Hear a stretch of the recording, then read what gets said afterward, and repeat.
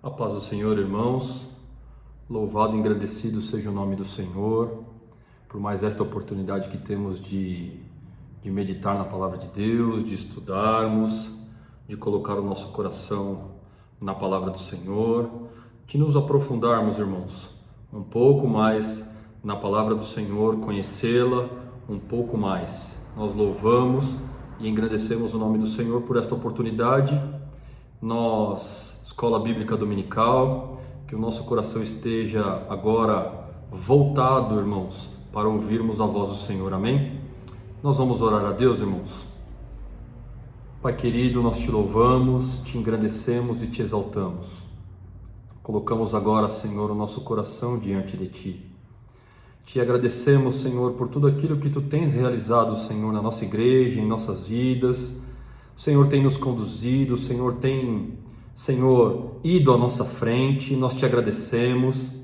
Te agradecemos, Senhor, pela tua palavra que tem sido anunciada, Senhor.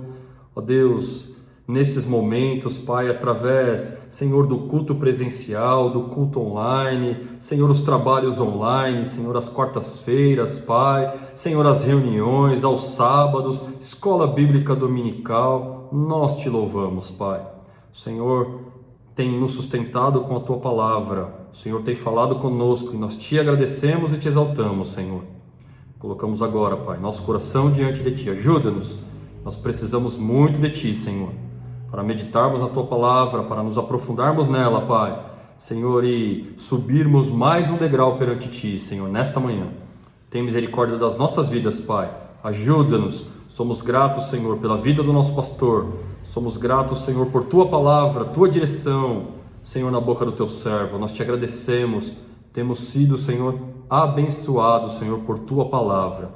Assim fica conosco nesses estudos, Pai. Nós oramos e te agradecemos no nome de Jesus. Amém. Glória a Deus, irmãos. Nós vamos dar continuidade, irmãos.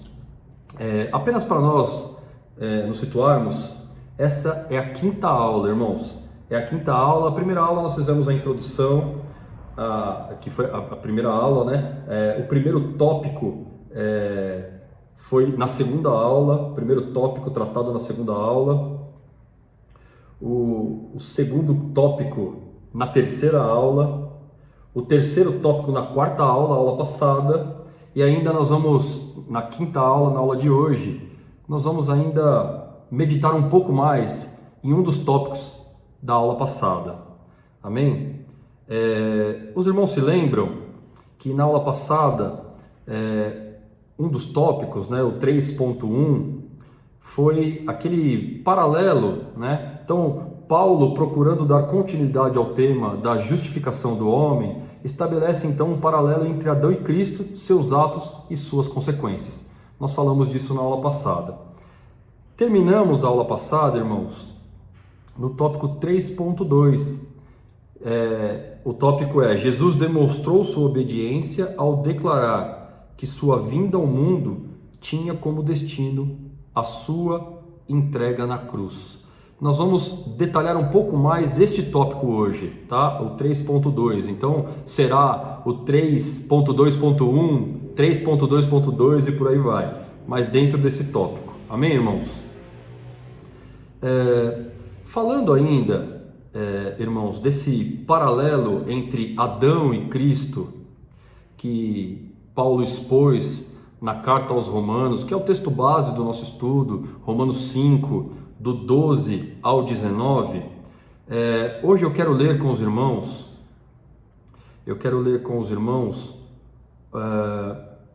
aqui mesmo em Romanos 5, só que do 15 ao 19, tá? Eu vou repetir o tópico, tá? É uma sequência, né, do tópico 3.2. Jesus demonstrou sua obediência ao declarar que a sua vinda ao mundo tinha como destino a sua entrega na cruz. E o tópico 3.2.1, o paralelo entre Adão e Cristo, expõe suas diferenças e não semelhanças. Nós vamos entender um pouquinho mais. Irmãos, é necessário nós falarmos detalhadamente para nós chegarmos, irmãos, no objetivo do estudo. Amém? Então vamos ler lá Romanos capítulo 5, versos 15 em diante, eu vou ler na Revista e Corrigida. Mas não é assim, estou lendo Romanos 5,15. Mas não é assim o dom gratuito como a ofensa. Porque se pela ofensa de um morreram muitos, muito mais a graça de Deus e o dom pela graça, que é de um só homem, Jesus Cristo, abundou sobre muitos. E não foi assim o dom como a ofensa, por um só que pecou. Porque o juízo veio de uma só ofensa, na verdade, para a condenação. Mas o dom gratuito veio de muitas ofensas para a justificação. Porque se pela ofensa de um só a morte reinou por esse, muito mais os que receberam a abundância da graça e o dom da justiça reinarão em vida por um só, Jesus Cristo.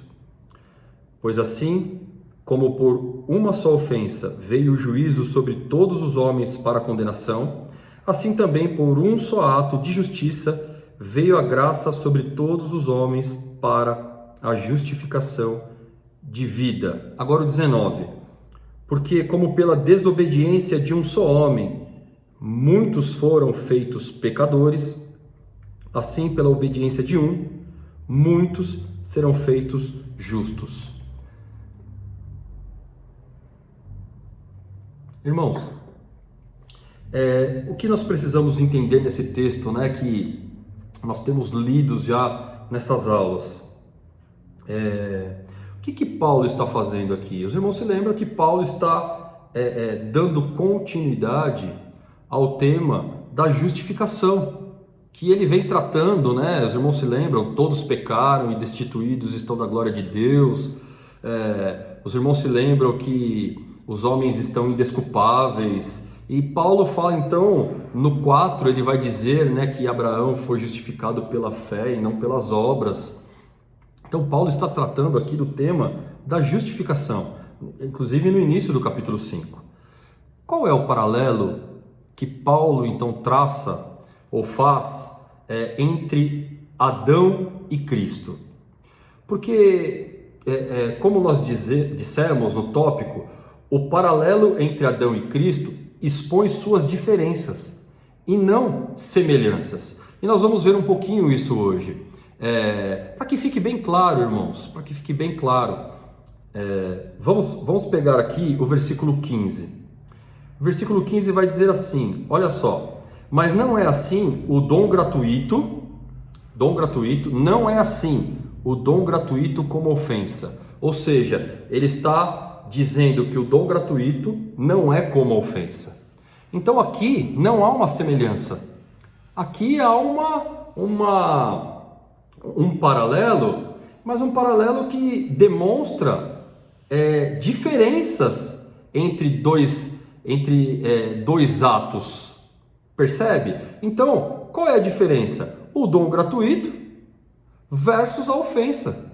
São coisas distintas. Percebe, irmãos? Não são coisas semelhantes.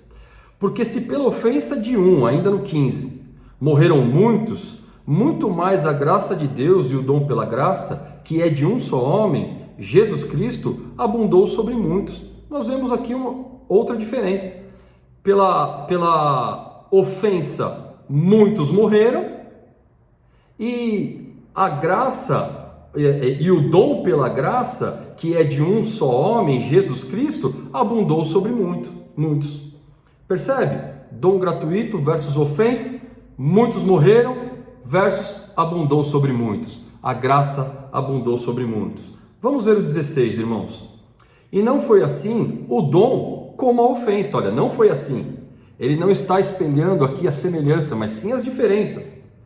Não foi assim o dom como a ofensa, por um só que pecou. Porque o juízo veio de uma só ofensa, na verdade para a condenação, mas o dom gratuito veio de muitas ofensas para a justificação.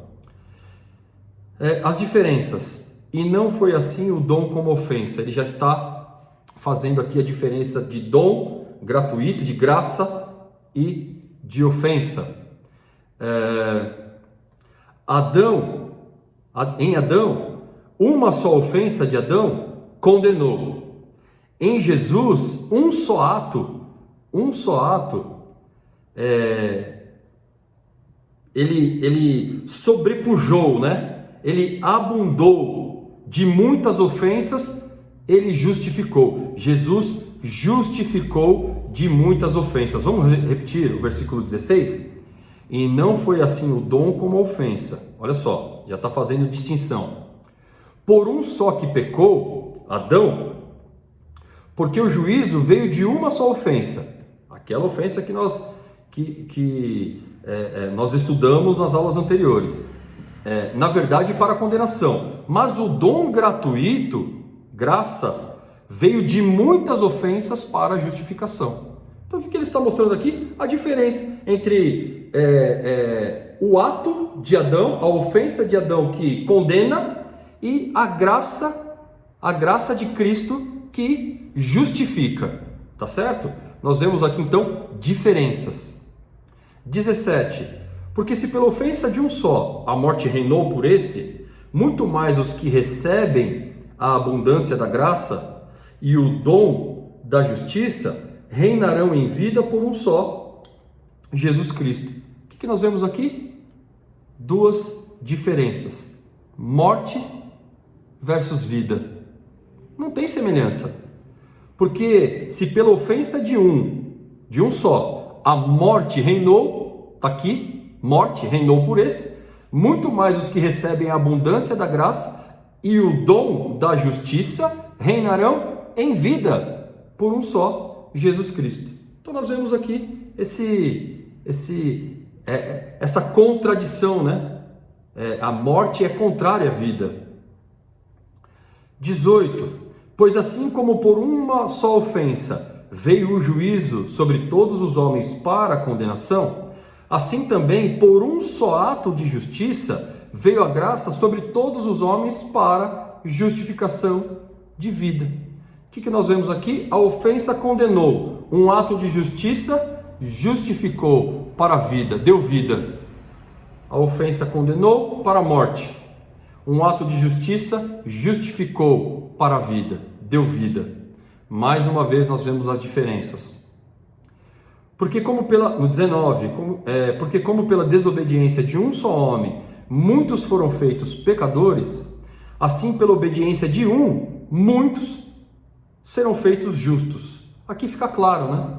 Nós vemos desobediência, pela desobediência de Adão, muitos foram feitos pecadores, e aí nós já entendemos que esse muitos quer dizer todos, porque toda a humanidade, todos os homens herdaram e herdam essa natureza pecaminosa de Adão. E por outro lado, a obediência, pela obediência de Cristo, muitos serão feitos justos. E aqui esses muitos são muitos mesmo. Muitos, ou seja, todos aqueles que creem ou que crerão no Senhor. Tá certo? O que é importante nós entendermos aqui nesse texto, então, irmãos? O que Paulo está querendo nos mostrar? O que Paulo está querendo nos mostrar? Nós vemos, irmãos, vamos ler um pouquinho, por exemplo, né? Paulo não está igualando Adão e Cristo. Paulo não está igualando. Paulo não está colocando Adão ou não está colocando Cristo no mesmo patamar que Adão. Não. Paulo está fazendo este paralelo entre Adão e Cristo, está ressaltando as diferenças em cada um dos seus atos, em cada uma das suas consequências, que os seus atos tiveram origem nos seus atos. Então vamos ler alguma coisa, irmãos, em Colossenses 1, 16, 17, né? Olha só: porque nele foram criadas todas as coisas que há nos céus e na terra, visíveis e invisíveis, sejam tronos, sejam dominações, sejam principados, sejam potestades, tudo foi criado por ele e para ele. E ele é antes de todas as coisas, e todas as coisas subsistem por ele. Esse texto é importantíssimo, né? O próprio Paulo, na igreja de Colossos, né? Aos Colossenses, Paulo está fazendo essa afirmativa, dizendo que todas as coisas foram criadas por Ele, porque nele foram criadas todas as coisas. Paulo se refere a Cristo. Então, irmãos, é óbvio que Paulo, no texto que nós lemos em Romanos, não está igualando, não está colocando em pé de igualdade, porque Cristo é anterior a Adão. Nós vamos ver isso, e nós já sabemos, sem dúvida, mas hoje vamos ver um pouco mais detalhadamente. Cristo é anterior a Adão, ele é anterior à criação. Como o nosso pastor Douglas nos disse no domingo, naquela visão que João teve. Ele é o primeiro e o último, ele é o alfa e o ômega. Percebe? Ele é antes de todas as coisas, é o que Paulo está dizendo aqui. E todas as coisas subsistem por ele. Então, irmãos, é necessário nós entendermos o que Paulo está querendo dizer. No versículo 14 de Romanos 5, vamos relembrar aqui, versículo 14. No entanto, a morte reinou desde Adão até Moisés, até sobre aqueles que não pecaram à semelhança da transgressão de Adão. E agora eu quero ressaltar esse final, o qual é a figura daquele que havia de vir. Veja bem, dentro disso que nós estamos falando, o que Paulo está querendo dizer então? Que Adão é a figura daquele que havia de vir, Cristo. Irmãos, e detalhe, se é a figura daquele que havia de vir, ou seja, já estava predito, pré-anunciado, pré-estabelecido que o Senhor viria. Veja bem, o qual é a figura daquele que havia de vir. Já estava predito que ele viria. Percebe? Dando reforçando, né? Isso que nós já sabemos, sem dúvida nenhuma, de que Cristo é antes de todas as coisas. Mas, voltando aqui, irmãos, o que Paulo então afirma, ou o que ele quer dizer, o qual é a figura daquele que havia de vir? O que Paulo está querendo dizer? Então nós vemos o seguinte, Paulo diz que Adão, aqui, é a figura, ou na revista e atualizada, prefigura Cristo, usando o paralelismo entre os dois homens, como nós dissemos na aula passada, o terreno e o espiritual. Os dois cabeças de duas raças. E aí eu quero fazer um parênteses para deixar uma coisa bem clara para os irmãos. Cristo é o cabeça da igreja. Cristo é o cabeça da igreja. Nós somos membros desse corpo onde o cabeça é Cristo. O próprio Paulo vai nos ensinar isso e nos diz dessa maneira. Quando nós estamos fazendo essa relação de dois cabeças, irmãos, porque Adão, de quem descende toda a humanidade, como nós vimos na aula passada, eu não vou repetir os versículos aqui, os irmãos devem se lembrar. Paulo mesmo dizendo lá em Atenas, no Areópago, de quem um só vieram todos os homens, os irmãos se lembram, lá em Atos. Então, Adão, cabeça da raça humana. E Cristo, irmãos, Cristo, de quem descendem a nova criatura, os regenerados, os nascidos de novo, aqueles que estão em Cristo. Os irmãos se lembram, nós falamos isso na aula passada. Aquele que está em Cristo, nova criatura é. As coisas velhas já passaram, eis que tudo se faz novo. Tá certo? Os irmãos se lembram que o Senhor diz para Nicodemos: Nicodemos, é-vos necessário nascer de novo. Então, Cristo, nesse sentido que nós estamos falando, é o cabeça desse novo povo, desse novo homem. Os irmãos entendem? Eu vou ler então, irmãos, olha o que eu escrevi. Nesse paralelo, Paulo ressalta e compara as atitudes e consequências de Adão e Cristo. Por exemplo, desobediência e obediência. Percebe o que Paulo está fazendo? Ele está comparando ele não está igualando, ele não está mostrando as semelhanças das atitudes, ele está mostrando as semelhanças de que uma atitude causou efeitos, outra atitude causou efeitos, mas são atitudes diferentes, como nós dissemos, a desobediência e a obediência. Paulo está então fazendo essa comparação. Fica muito claro no texto, conforme observamos, as diferenças entre as atitudes e consequências de Adão e Cristo. Ficou muito claro. Nós vimos que elas são contrapostas uma à outra. Quando uma atitude traz morte, a outra atitude traz vida. Então as atitudes e consequências são diferentes. Vemos então exclusão de uma atitude em detrimento da outra, já que a desobediência é o contrário de obediência. Então quando eu obedeço, necessariamente eu estou excluindo a desobediência, porque a obediência está operando. Percebe que há exclusão então entre as atitudes. O contrário de pecado e ofensa é graça e justificação, são excludentes. O contrário de morte é vida. Percebe? Os irmãos entendem? Espero que esteja ficando claro. O paralelismo do texto expõe o contraste entre Adão e Cristo, não uma competição entre eles. Paulo não quer colocar em pé de igualdade. É impossível, irmãos. Adão era um homem. Não obstante, nós vamos ver isso, não obstante, o Verbo encarnou, tomou a forma humana, se fez semelhante aos homens. Tá certo? Mas nós sabemos que Cristo veio ao mundo sem pecado.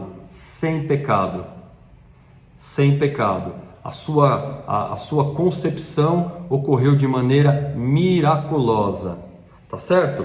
Então Paulo não está traçando uma competição entre eles, mas uma exposição clara da condição de todo homem que descende de Adão, em comparação à condição transformada, regenerada e remida de todo homem que se entrega a Cristo e passa a ter essa nova natureza, irmãos, como a própria Bíblia nos mostra, uma nova natureza. Aquele que está em Cristo, nova criatura é. Tá certo? Os irmãos entendem? Portanto, o texto enfatiza a importância da obediência de Cristo e as consequências que dela resultaram, já que somente por essa obediência é que a graça ou o dom gratuito alcançou e alcança todos aqueles que se entregaram e se entregam a Cristo. Eu vou repetir esse finalzinho, irmãos. Portanto, o texto que nós lemos enfatiza a importância da obediência de Cristo e as consequências que dela resultaram, já que somente por essa obediência é que a graça ou o dom gratuito alcançou e alcança todos aqueles que se entregaram e se entregam a Cristo. Então, irmãos, Paulo ele está mostrando, ou apresentando com este paralelo entre Adão e Cristo os resultados de seus atos, de cada um deles, ato de Adão, o ato de Cristo, e suas consequências, seus efeitos, melhor dizendo, seus efeitos, tá certo? Então, era isso que eu gostaria de deixar claro nesse tópico. Próximo tópico, irmãos, que é o 3.2.2, nós vamos ver o seguinte: a morte do Cordeiro não aconteceu no momento da crucificação. O que nós vemos é o seguinte: há sem dúvida aquele momento em que Jesus foi crucificado, há sem dúvida, mas a morte em si, o estabelecimento da morte ou ou o plano dessa entrega desse cordeiro que tiraria o pecado do mundo, eis o Cordeiro de Deus que tira o pecado do mundo, não ocorreu ali na cruz. O momento da crucificação foi a consumação da obra de Jesus enquanto homem, como Jesus mesmo afirma. Vamos pegar em João verso 19, irmãos.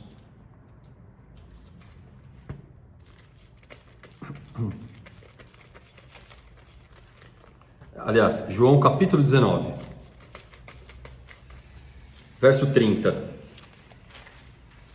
João 19:30 vai dizer assim: E quando Jesus tomou o vinagre, disse: Está consumado. E inclinando a cabeça, entregou o seu espírito. Esse consumado no grego, em uma das suas definições, quer dizer fazer exatamente como ordenado. Então, ou seja, está consumado, foi feito o que lhe foi ordenado. Em que momento lhe foi ordenado? Não foi naquele momento, no momento que ele foi crucificado.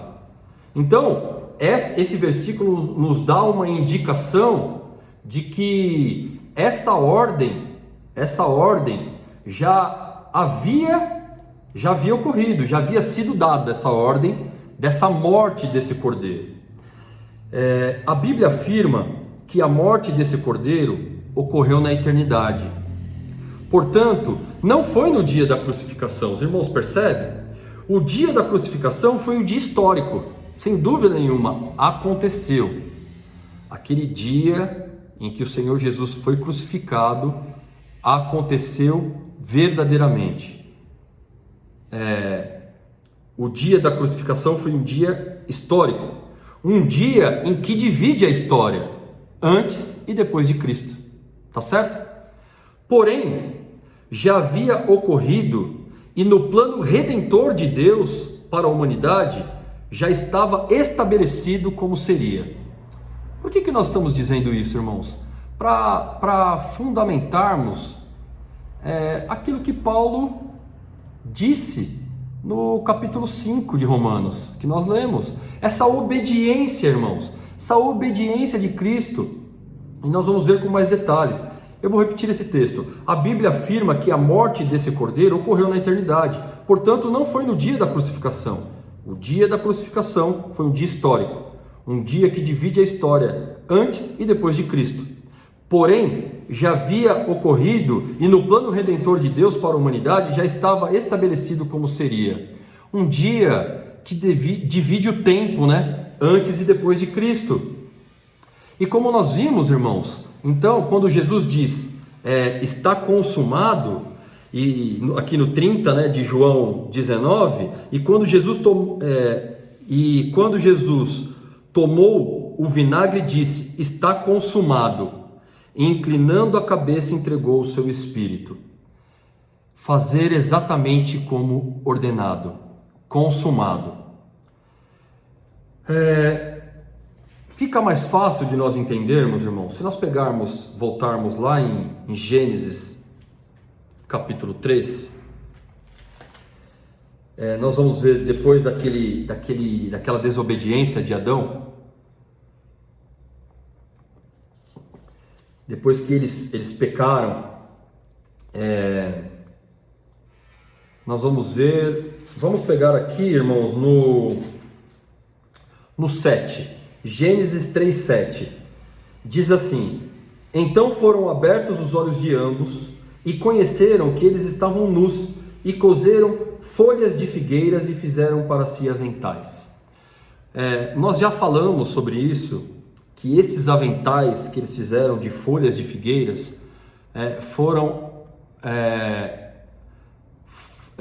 as suas, as tentativas que eles fizeram, ou a tentativa de se cobrir desse pecado, de se cobrir desse ato que eles fizeram, porque eles estavam nus antes de cometerem o pecado e não viram que estavam nus. E quando eles pecaram, então os olhos se abriram e eles perceberam que estavam nus fisicamente e espiritualmente. Então quiseram, por suas próprias forças, se cobrirem, fazer esses aventais.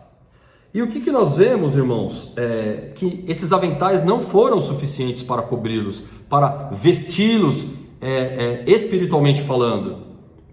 Então, no 21 do mesmo capítulo, nós vemos, né? E fez o Senhor Deus a Adão e a sua mulher túnicas de peles e os vestiu. Olha só, irmãos, túnicas de peles e os vestiu. Ora, irmãos, para se ter uma túnica de peles, é necessário um sacrifício. É necessária a morte de algum animal e da pele desse animal se fazer então essas túnicas. Então nós vemos aqui, irmãos, o primeiro sacrifício.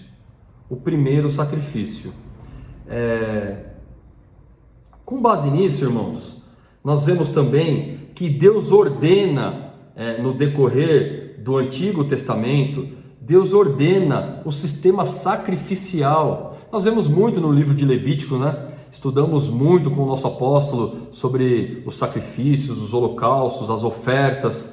Os irmãos vão se lembrar. Então, Deus ordena o sistema sacrificial, veio de Deus. Então, os irmãos guardem, essa túnica de peles que vestiu Adão e Eva foi feita por Deus. Foi Deus quem fez para eles, quem tomou a iniciativa de fazer. O sistema sacrificial vem de Deus. Vamos ler, irmãos? Lá em Hebreus, só para nós fundamentarmos, irmãos, o que nós estamos dizendo, tá bom? Lá em Hebreus, capítulo 9, versículos 6 e 7. Hebreus 9, 6 e 7. Ora, estando essas coisas assim preparadas, a todo tempo entravam os sacerdotes no primeiro tabernáculo cumprindo os serviços, fazendo referência ao sacerdócio do Antigo Testamento. No 7, mas no segundo, né, nesse novo sacerdócio, nessa nova aliança, só o sumo sacerdote, uma vez no ano, não sem sangue, que oferecia por si mesmo e pelas culpas do povo. Deixa eu repetir, irmãos, só para corrigir uma coisa que eu disse agora. Olha só. Ora, estando essas coisas assim preparadas, a todo tempo entravam os sacerdotes no primeiro tabernáculo cumprindo os serviços. Então está fazendo referência aqui aos sacerdotes, tá bom? No 7 ele vai falar do sumo sacerdote, mas no segundo só o sumo sacerdote, uma vez no ano, não sem sangue, ou seja, sacrifício, que oferecia por si mesmo e pelas culpas do povo. Os irmãos percebem? O 8 agora sim. Dando nisso a entender o Espírito Santo que ainda o caminho do santuário não estava descoberto, enquanto se conservava em pé o primeiro tabernáculo. Agora sim, irmãos, no 9, que é uma alegoria para o tempo presente, né? Para essa nova aliança, esse sacerdócio de Cristo, esse sacrifício de Cristo. O 9. Então, o antigo, que é uma alegoria para o tempo presente, em que se oferecem dons e sacrifícios que, quanto à consciência, não podem aperfeiçoar aquele que faz o serviço, consistindo somente em manjares e bebidas e várias abluções e justificações da carne impostas até o tempo da correção. O 11. Mas vindo Cristo, o sumo sacerdote dos bens futuros, por um maior e mais perfeito tabernáculo, não feito por mãos, isto é, não desta criação, nem por sangue de bodes e bezerros, mas por seu próprio sangue, entrou uma vez por todas no santuário, havendo efetuado uma eterna redenção. Porque se o sangue de touros e bodes e a cinza de uma novilha esparzida sobre os imundos os santificam quanto à purificação da carne, quanto mais o sangue de Cristo, que pelo Espírito Eterno se ofereceu a si mesmo, imaculado a Deus, purificará a vossa consciência das obras mortas para servirdes ao Deus vivo. O 15. E por isso é mediador de um novo testamento, para que, intervindo a morte, para a remissão das transgressões que havia debaixo do primeiro testamento, os chamados recebam a promessa da herança eterna. O que nós vemos aqui, irmãos? Nós vemos então essa substituição daquele sistema sacrificial estabelecido por Deus no Antigo Testamento, que diz aqui o texto que nós lemos que era uma alegoria, era uma figura desse sacrifício de Cristo, dessa nova aliança. Então, recapitulando, nós vimos que Deus preparou as túnicas de pele para vestir Adão e Eva. Deus ordenou o sistema sacrificial do Antigo Testamento. Lembrando, irmãos, que sem derramamento de sangue não há remissão de pecados. E quando nós estamos falando a respeito de remissão de pecados, de remissão, de cobrir o pecado, necessariamente há derramamento de sangue. Por isso que aquele sacrifício em Gênesis nos demonstra que houve derramamento de sangue para retirar então essa pele, para vestir, irmãos, para cobrir o pecado de Adão e Eva. Amém? O que nós vemos então, irmãos? Nós vemos que não foi iniciativa do homem,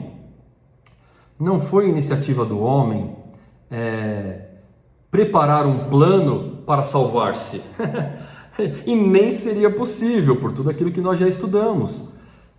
Foi Deus quem planejou salvar o homem, irmãos. Foi Deus. Esse plano de salvação, o plano da salvação, ele faz parte dessa mente eterna de Deus. Como nós dissemos desde o início das aulas, aquele momento, aquela desobediência de Adão, não pegou Deus de surpresa, irmãos. Não foi ali que Deus voltou, para o seu plano, ou ali estabeleceu o seu plano. Não, irmãos. Esse plano foi estabelecido na eternidade, na mente de Deus. Na mente, não foi o homem quem buscou, foi Deus. Partiu de Deus, por isso que é graça, irmãos. Por isso que é dom gratuito, porque partiu de Deus para o homem. Foi o homem. Eles fizeram aventais de folhas de figueiras, mas não foi suficiente. Como nós temos dito nas aulas, não é possível o homem salvar-se, não é possível, somente pela graça. Então foi Deus que planejou. E olha, irmãos, para nós entendermos um pouco mais, em Ezequiel capítulo 33, no versículo 11, diz assim: dize-lhes, vivo eu, diz o Senhor Jeová, que não tenho prazer na morte do ímpio, mas em que o ímpio se converta do seu caminho e viva. Convertei-vos dos vossos maus caminhos, pois por que razão morrereis, ó casa de Israel? Veja bem, Deus não tem prazer na morte do ímpio. Quem é o ímpio, irmãos? Aquele que não conhece a Deus, aquele que está longe de Deus. Deus não tem prazer na morte do ímpio. Deus estabeleceu esse plano para salvar a humanidade, para salvar o homem. E aquele que então se aproxima do Senhor através de Cristo. Por isso, eu sou o caminho, a verdade e a vida. Ninguém vem ao Pai senão por mim. Ninguém vem. Cristo é o caminho. Cristo é o caminho. Aquele que se entrega a Cristo alcança de Deus misericórdia. É alcançado por essa graça. é alcançado por esse dom gratuito, que diz a palavra de Deus que nós fomos alcançados. Cristo demonstrou o seu amor por nós, quando morreu por nós, quando nós ainda éramos pecadores. Percebe, irmãos? Ainda, irmãos, dentro disso, de que foi Deus quem planejou salvar o homem, vamos pegar em 2 Pedro. 2 Pedro, irmãos, capítulo 3, versículo 9. Não tomando mal por mal, 2 Pedro, perdão, eu estou em 1 Pedro. 2 Pedro, capítulo 3, verso 9. O Senhor não retarda a sua promessa, ainda que alguns a têm por tardia, mas é longânimo para convosco, não querendo que alguns se percam, senão que todos venham a arrepender-se. O Senhor é longânimo, e aqui reforça, o que nós lemos em Ezequiel: ele não tem prazer na morte do ímpio, mas que todos se salvem, irmãos. Então, como nós estamos dizendo, irmãos, o estabelecimento desse plano não ocorreu em Adão, não surgiu na mente humana, não foi o homem quem planejou salvar-se, não foi, partiu somente de Deus para o homem. É Deus quem deseja salvar o homem. O homem é totalmente dependente da ação divina para ser salvo. Totalmente, como nós estudamos até aqui. E reforçando, irmãos, isso que nós estamos falando, vamos ler alguns versículos. Apocalipse 13, versículo 8, diz assim: e adoraram-na todos os que habitam sobre a terra, esses cujos nomes não estão escritos no livro da vida do Cordeiro, agora, irmãos, que foi morto desde a fundação do mundo. Então, como nós dissemos, a morte do Cordeiro não ocorreu no sentido de ordem, de estabelecimento na crucificação. Aqui diz: Cordeiro que foi morto desde a fundação do mundo. Foi um ato, irmãos, estabelecido na eternidade. Foi um ato pré-dito, pré-anunciado, pré-ocorrido ainda na eternidade. O momento da crucificação foi um marco histórico. E foi, irmãos, nós vamos ver isso, e foi a consumação de toda a obediência de Cristo com relação à ordem de Deus, à ordem do Pai. Cristo foi, em toda a sua vida, em todo o seu testemunho público, em todas as suas atitudes enquanto homem, enquanto verbo encarnado, foi obediente a esse momento da crucificação. Ele foi obediente até a morte, e morte de cruz.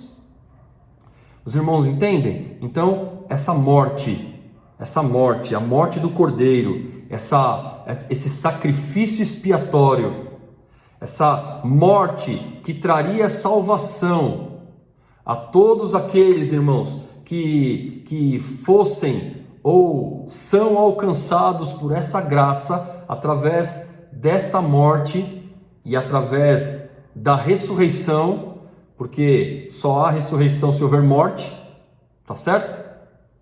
Só há morte se houver nascimento. Jesus nasceu, morreu e ressuscitou. E nele toda criatura é justificada. Todo homem em Cristo é justificado, é lavado no seu sangue, tem o seu pecado expiado, seu pecado coberto, é vestido por esse sangue, irmãos. Os irmãos entendem? Por esse sacrifício expiatório que não teve a sua elaboração no momento da cruz, mas o cordeiro que foi morto antes da fundação do mundo, ou seja, um plano estabelecido na eternidade. Espero que esteja ficando claro para os irmãos.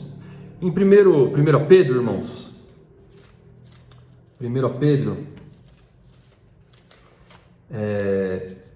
capítulo 1, verso 18, 19 e 20, diz assim: sabendo que não foi com coisas corruptíveis como prata ou ouro que fostes resgatados da vossa vã maneira de viver, que por tradição recebeste dos vossos pais, mas com o precioso sangue de Cristo, como de um cordeiro imaculado e incontaminado. 20, o qual na verdade em outro tempo foi conhecido, ainda antes da fundação do mundo, mas manifestado nesses últimos tempos por amor de vós. Percebe, irmãos? Esse cordeiro, irmãos, imaculado, incontaminado, sem pecado, o qual na verdade em outro tempo foi conhecido ainda antes da fundação do mundo, irmãos. Eu quero fixar bem, irmãos, esse tópico, porque através desse plano, ou é por este plano, que Jesus então, ele se faz como um de nós, ou se fez como um de nós. Por esse plano de salvação, estabelecido lá na eternidade, que o Verbo se fez carne e habitou entre nós. Vamos ler alguns textos ainda, irmãos. Em Tito, capítulo 1, eu já estou encerrando, irmãos. Tito, capítulo 1, verso 2. Eu peguei Tiago, irmãos. Tito 1, 2. Em esperança da vida eterna, a qual Deus, que não pode mentir, prometeu antes dos tempos dos séculos.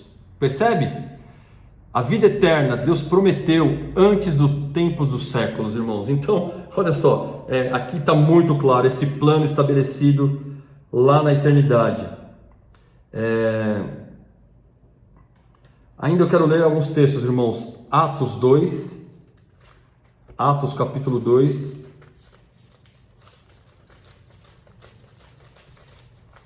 verso 22 e o 23.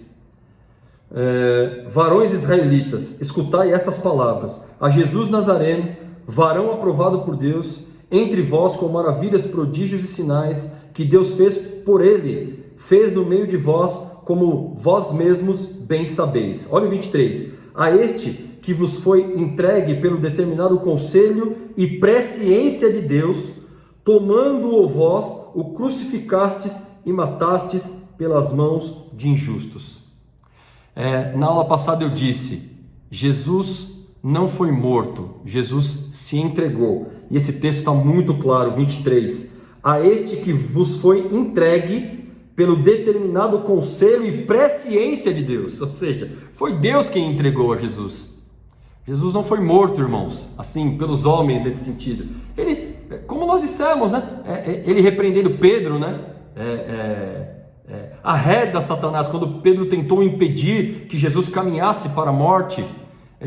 Senhor, nós não vamos permitir que isso aconteça. Jesus disse para Pedro: arreda Satanás, que me serve de escândalo. Por quê, irmãos? Porque essa era a obra, esse era o plano, estava estabelecido, para isso ele veio. Para isso ele veio. Irmãos, louvado seja Deus, irmãos. Louvado seja Deus. Nós continuamos na próxima aula. Na próxima aula nós vamos falar do último subtópico desse assunto, que é: Jesus foi obediente em tudo. Tá bom, irmãos? Louvado seja Deus, irmãos. Nós exaltamos o nome do Senhor por esse plano de salvação que não foi constituída na nossa mente. Nós não temos méritos nenhum para alcançar essa salvação, somente pela graça. Somente pela graça. Há um hino que nós cantamos, né, que diz assim: desceu à terra para nos levar ao céu. o Senhor desceu para nos levar para o céu, para a vida eterna, para morar com Ele na eternidade, irmãos. Louvado seja Deus. Nós vamos orar a Deus. Senhor da glória, nós te louvamos e te exaltamos por mais essa oportunidade de meditarmos na tua palavra, de estudarmos, de colocarmos, Senhor, a nossa vida diante de ti.